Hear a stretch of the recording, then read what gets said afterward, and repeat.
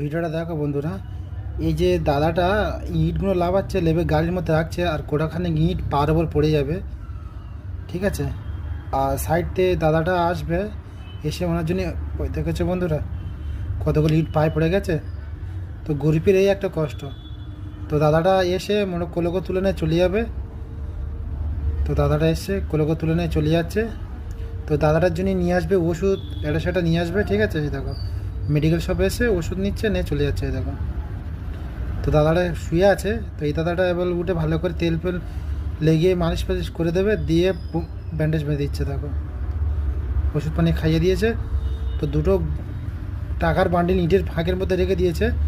তো দাদাটা ইট গুইচে গুইচে গাড়ির মধ্যে রেখে যখন গাড়ি নিয়ে চলে যাবে, তখন মোটামুটি বুঝতে পারবে যে মোটামুটি ইটের মধ্যে টাকা আছে। এই দেখো, দেখেছো দুটো বান্ডিল পেয়েছে। তা এবার এদিক ওদিক করে রেখে দিচ্ছে।